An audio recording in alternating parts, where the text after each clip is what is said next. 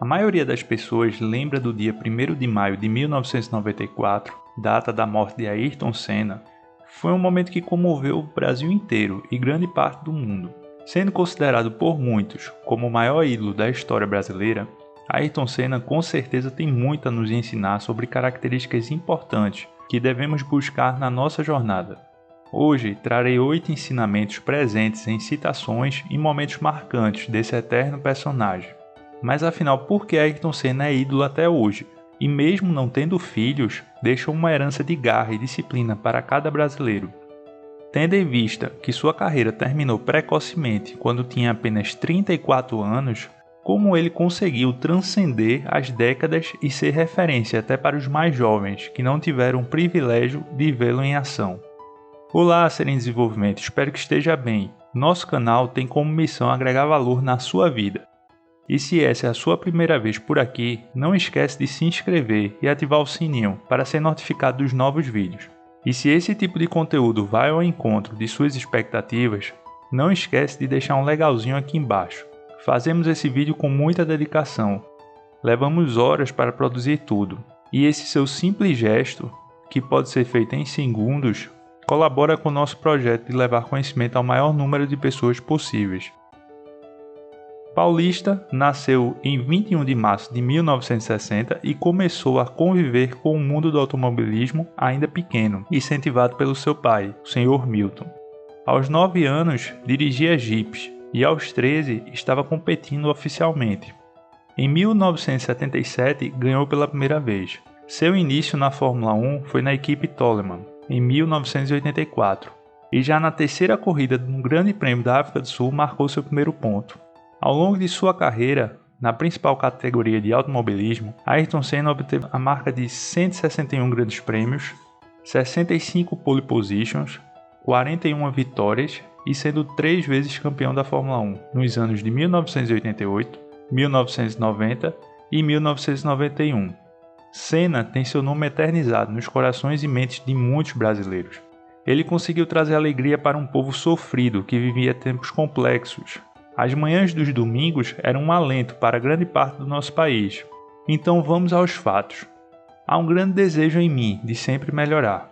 Melhorar é o que me faz feliz. E sempre que sinto que estou aprendendo menos, que a curva de aprendizado está nivelando, ou seja o que for, então não fico muito contente.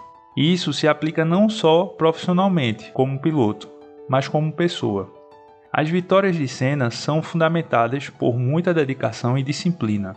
Ele foi um dos primeiros competidores do automobilismo que investiu pesadamente na rotina de treinos físicos. Ele contava com a colaboração do preparador físico Nuno Cobra, que em uma entrevista recente deu a seguinte declaração curiosa. A ideia que se dá é que Ayrton era muito talentoso. Ele era péssimo piloto na época do kart, e os colegas falavam isso. Ayrton não tinha talento e não teve facilidade. Tem que dar valor para ele, pela vontade e coragem de fazer a coisa mais difícil do ser humano, desenvolver a si mesmo. Essa afirmação converge para a ideia de que Senna, de fato, era uma pessoa extremamente comprometida em estar sempre melhorando, e com certeza ele conseguiu se transformar em um excelente piloto. Seu cartão de visitas para a Fórmula 1 pode ser considerado como sendo o Grande Prêmio de Mônaco de 1984. Ainda com pouquíssima experiência, afinal era apenas sua 5ª corrida na categoria. E com um clima totalmente adverso e nas estreitas ruas do complicado circuito, Ayrton Senna teve a proeza de sair da 13ª posição, ganhar 11 posições e colar no seu maior rival, Alain Prost, e só não o ultrapassou porque a corrida foi interrompida, devido ao mau tempo. Começava ali a rivalidade entre Alain Prost e Ayrton Senna. Eu sou parte de uma equipe, então quando venço, não sou eu apenas quem vence. De certa forma, termina o trabalho de um grupo enorme de pessoas. O ex-mecânico da McLaren, Hiro Teramoto, disse em uma entrevista: Ayrton era uma pessoa normal, apesar de ser um super piloto e um super engenheiro. Esbravejava, sofria. O japonês tem apreço por pessoas normais que fazem coisas grandiosas. Ele tinha uma verdadeira adoração dos japoneses, que viam em Ayrton Senna virtudes presentes nos grandes samurais. Senna sempre buscava trazer informações relevantes sobre o carro.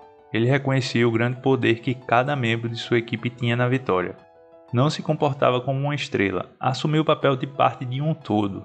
E isso com certeza gerava uma sinergia interessante entre ele, os mecânicos e engenheiros. Uma maneira de preservar sua própria imagem é não deixar que o mundo invada sua casa. Foi um modo que encontrei de preservar ao máximo meus valores. Sabemos que a vida adulta nos exige todos os dias tomadas de decisões, e nem sempre é fácil optar por seguir o que achamos certo. Em alguns momentos isso pode até representar uma regressão de carreira, ou até mesmo um fim de ciclo. Senna chegou a ter sua superlicença cassada após ter perdido o título de 1989 para o seu maior rival Alain Prost. O presidente da FIA, Federação Internacional de Automobilismo, determinou a suspensão do brasileiro, que se recusava a pedir desculpas pelo incidente do Grande Prêmio do Japão, que mesmo conseguindo obter êxito na prova, teve o título invalidado por uma decisão no mínimo polêmica sobre uma manobra feita na corrida. Esse episódio ilustra bem o quanto Ayrton preservava sua opinião e seus valores, mesmo correndo o risco de ser afastado de sua grande paixão, o automobilismo. No que diz respeito ao empenho, ao compromisso, ao esforço, à dedicação, não existe meio termo.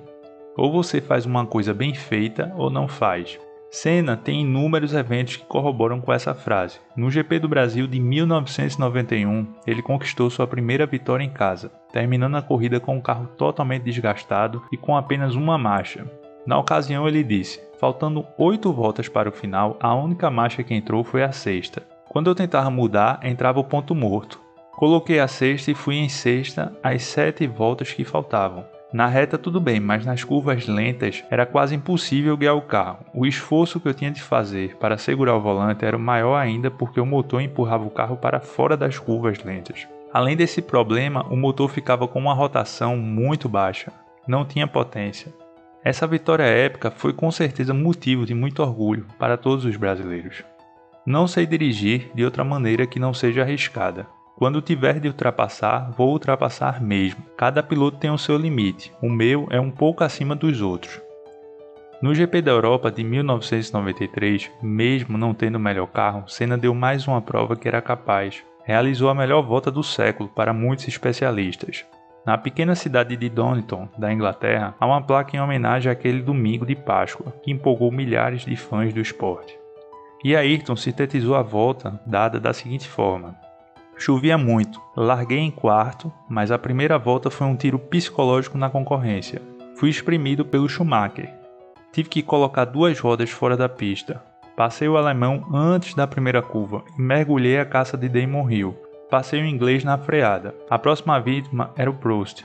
Esperei as curvas duplas do S e como ele freou antes do normal, abri uma brecha por onde eu me meti.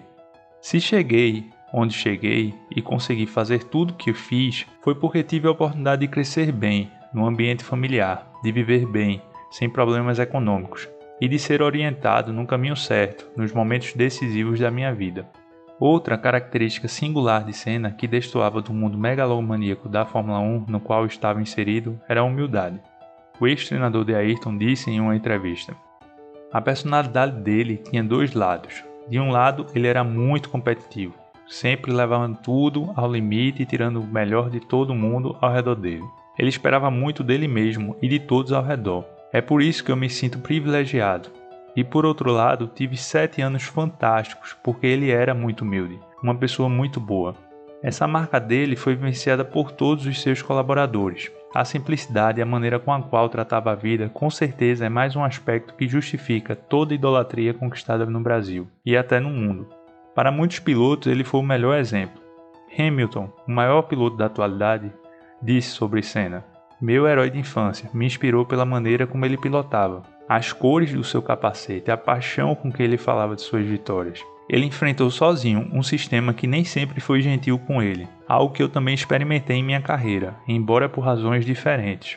Apesar de estar com apenas 9 anos de idade, no ano de 1994, Hamilton preserva em suas lembranças o exemplo de Ayrton, assim como milhões de brasileiros que não puderam acompanhar toda a carreira desse brilhante ser humano.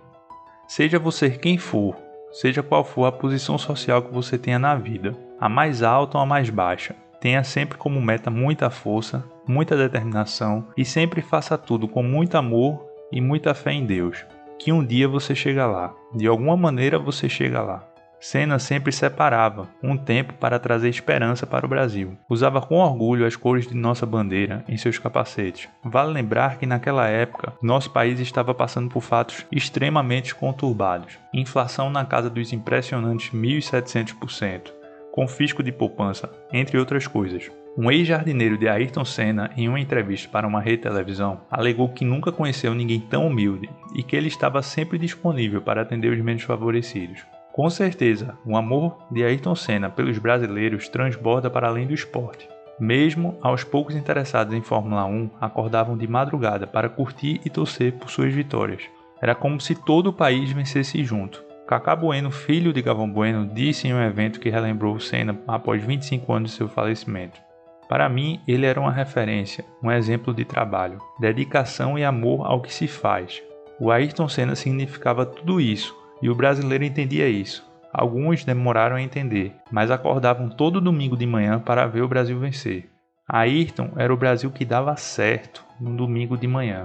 Quando você acordava de manhã cedo, ligava a TV, viu o Brasil dando certo, aquela bandeirinha, a música, e aí você ia tocar seu dia. Isso traduz muito bem o ritual do povo brasileiro naquela época. Se a gente quiser modificar alguma coisa, é pelas crianças que devemos começar. Devemos respeitar e educar nossas crianças para que o futuro das nações e do planeta seja digno." Essa era outra grande característica de Ayrton Senna, a dedicação às causas sociais. Ele se fazia presente nas buscas por soluções de problemas complexos, mesmo pertencente a uma classe totalmente imune aos desafios do cidadão comum. Após sua morte, grande parte de sua herança foi destinada a ações para ajudar crianças e jovens em situação de pobreza. Mesmo não tendo filhos, Ayrton se preocupava com os menores, e hoje o Instituto Ayrton Senna já colaborou com milhões de crianças, em mais de 1.300 municípios brasileiros. Por esses e muitos outros fatos, podemos entender um pouco o porquê Ayrton Senna continua tão vivo em nossas vidas. Espero que tenha gostado do vídeo de hoje e não esqueça de se inscrever no nosso canal e assim colaborar com o nosso projeto. Um forte abraço e até o próximo vídeo.